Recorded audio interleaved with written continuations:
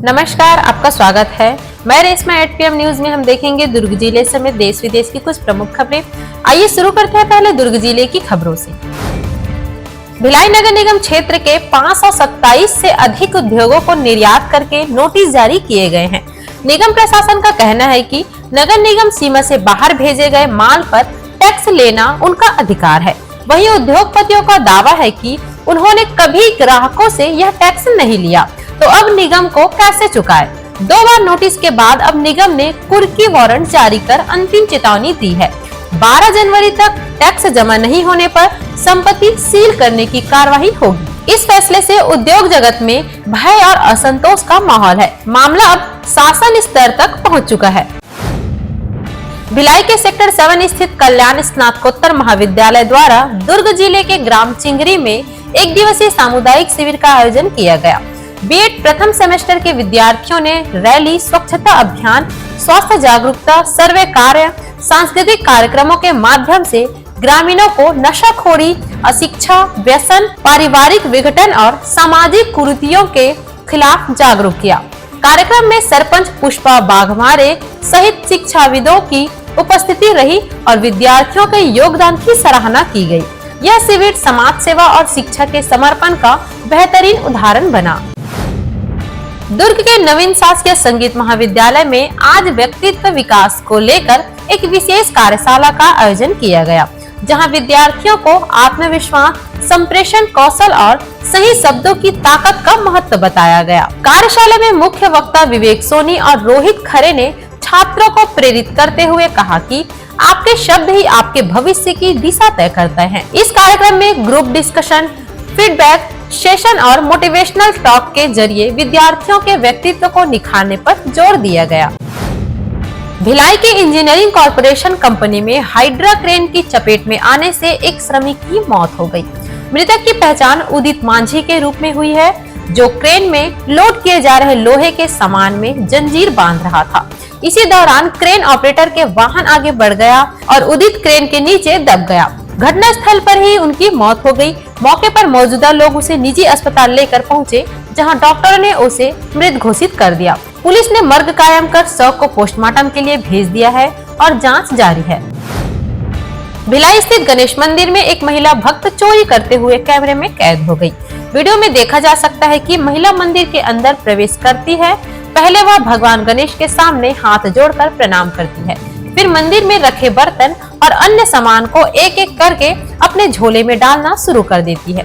हैरानी की बात यह है कि चोरी करने के बाद वह भगवान की देहली पर माथा टेकती है और फिर वहां से आराम से चली जाती है। पूरी घटना मंदिर में लगे सीसीटीवी कैमरे में कैद हो गई है। फिलहाल वीडियो वायरल हो रहा है और स्थानीय लोगों में भारी आक्रोश है।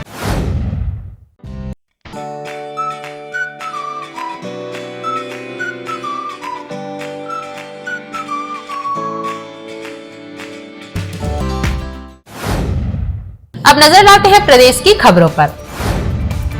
राजधानी रायपुर में आयोजित इंडिया इंटरनेशनल राइस समिट में मुख्यमंत्री विष्णुदेव साय ने चावल निर्यातकों को बड़ी सौगात देते हुए मंडी शुल्क में छूट की अवधि 1 साल बढ़ाने की घोषणा की। कहा कि इससे छत्तीसगढ़ से चावल के निर्यात को और बढ़ावा मिलेगा। उन्होंने कहा, दंतेवाड़ा में हो रही ऑर्गेनिक चावल की खेती को प्रोत्साहन देने की जरूरत है। छत्तीसगढ़ को धान का कटोरा बताते हुए कहा कि यहाँ हजारों किस्म के धान उगाए जाते हैं। वर्तमान में छत्तीसगढ़ से लगभग 90 देशों को करीब 1 लाख टन चावल का निर्यात किया जा रहा है। राज्य सरकार की नई औद्योगिक नीति से चावल प्रसंस्करण और निर्यात को मजबूती मिलेगी। छत्तीसगढ़ के बालोद जिले के ग्राम धुंधली में इतिहास रचा गया, जब प्रथम राष्ट्रीय रोवर रेंजर जम्बूरी का भव्य शुभारंभ हुआ। मुख्य अतिथि राज्यपाल रमेश ढेका ने दीप प्रज्वलन और गुब्बारे छोड़कर कार्यक्रम का उद्घाटन किया। राज्यपाल ने कहा कि स्काउट गाइड युवाओं में नेतृत्व, अनुशासन और सेवा भावना विकसित करता है। देश के विभिन्न राज्यों से आए रोवर रेंजरों ने आकर्षण, मार्च पास्ट और सांस्कृतिक कार्यक्रमों से समा बांध दिया। 5 दिवसीय इस जम्बूरी में देश भर के 33 राज्यों के प्रतिभागी हिस्सा ले रहे हैं, जो राष्ट्र की एकता और विविधता का प्रतीक है। राष्ट्रीय शैक्षिक अनुसंधान और प्रशिक्षण परिषद नई दिल्ली की उच्च स्तरीय टीम ने सुकमा जिले में संचालित उल्लास साक्षरता अभियान का गहन मूल्यांकन किया। टीम ने हमीरगढ़, कुकानार, महिम, पाकेल और मुरतोंडा पुनरावास केंद्र सहित कई साक्षरता केंद्रों का निरीक्षण कर नव साक्षरों से संवाद किया। प्रशासन की सक्रियता और शिक्षा को जन आंदोलन का स्वरूप देने की पहल को टीम ने सराहा। जिला जेल में संचालित उल्लास केंद्र और साक्षर दूतों की भूमिका को भी टीम ने अनुकरणीय बताया।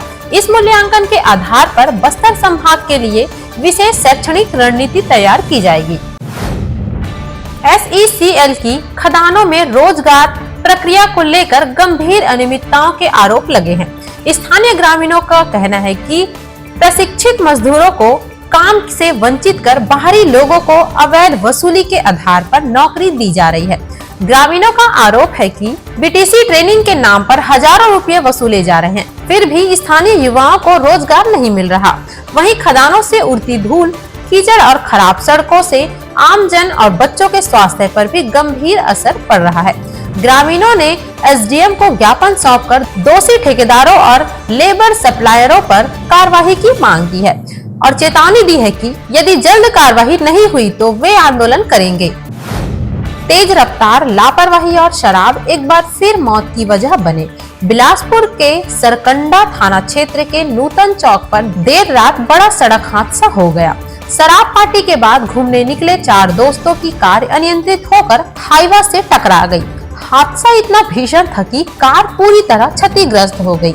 इस दुर्घटना में हिमांशु राठौर और अंशु चंद्रा की मौके पर ही मौत हो गई, जबकि आनंद चंद्रा, नीरज दुबे गंभीर रूप से घायल हो गए, जिन्हें अस्पताल में भर्ती कराया गया।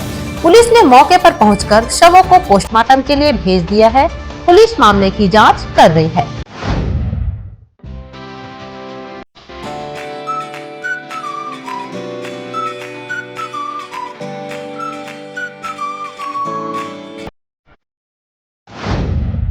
अब नजर डालते हैं देश विदेश की खबरों पर। रेल यात्रियों के लिए बड़ी खुशखबरी है। भारतीय रेलवे देश को पहली वंदे भारत स्लीपर ट्रेन देने जा रहा है। प्रधानमंत्री नरेंद्र मोदी 17 जनवरी 2026 को पश्चिम बंगाल के मालदा टाउन से इस हाईटेक ट्रेन को हरी झंडी दिखाएंगे।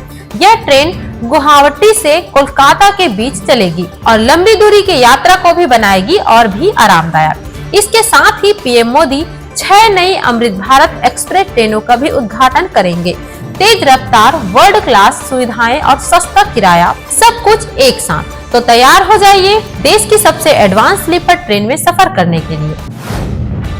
कर्नाटक की राजधानी बेंगलुरु से एक दिल दहला देने वाला हादसा सामने आया है, जहां 100 फीट रोड पर एक स्कोडा कार अचानक अनियंत्रित हो गई। बताया जा रहा है कि ड्राइवर शराब के नशे में था। कार मुड़ने की जगह सीधे डिवाइडर से टकराती है और उछलकर सड़क की दूसरी तरफ पहुंच जाती है। इसी दौरान सड़क किनारे खड़े लोग और एक बाइक सवार बाल बाल बच जाते हैं।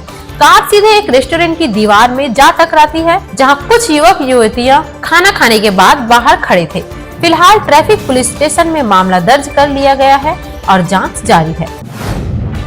राउरकेला से भुवनेश्वर जा रहा इंडिया वन एयर का 9 सीटर चार्टर्ड विमान शनिवार दोपहर हादसे का शिकार हो गया। विमान उड़ान भरने के 10 से 15 किलोमीटर के भीतर ही जालदा के पास तेजी से नीचे आ गया और दुर्घटनाग्रस्त हो गया। विमान में कुल 6 लोग सवार थे, जिनमें 4 यात्री और 2 क्रू मेंबर शामिल थे। हादसे में सभी लोग घायल हुए, जिन्हें तुरंत नजदीकी अस्पताल में भर्ती कराया गया। दमकल विभाग की 3 टीमों ने पुलिस और प्रशासन के साथ मिलकर रेस्क्यू ऑपरेशन चलाया। फिलहाल सभी घायलों की हालत स्थिर बताई जा रही है और दुर्घटना के कारणों की जांच जारी है। अमेरिकी राष्ट्रपति डोनाल्ड ट्रंप ने बड़ा बयान देते हुए कहा कि अमेरिका वेनेजुएला का 50 मिलियन बैरल कच्चा तेल रिफाइन कर बेचेगा। ट्रंप प्रशासन के अधिकारी ने संकेत दिया है कि भारत को भी इस तेल की खरीद की अनुमति दी जा सकती है।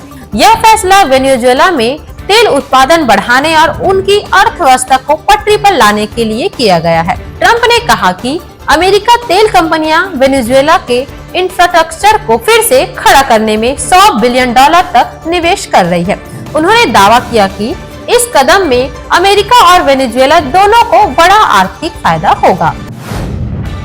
पाकिस्तान के सिंध प्रांत से एक ऐसी खबर सामने आई है जिसने इंसानियत को शर्मसार कर दिया है। बदीन जिले के तलहार तहसील स्थित पीरू लसारी गांव में एक गरीब हिंदू मजदूर की बेरहमी से हत्या कर दी। बताया जा रहा है कि एक प्रभावशाली सामंत ने मामूली विवाद में सीने में गोली मारकर कैलाश कोल्ही की जान ले ली। ये घटना सिर्फ एक हत्या नहीं बल्कि पाकिस्तान में अल्पसंख्यकों की सुरक्षा पर बड़ा सवाल है। अब इस हत्याकांड के खिलाफ सड़क पर उतरे लोग जय श्री राम के नारे लगा रहे हैं और न्याय की मांग कर रहे हैं।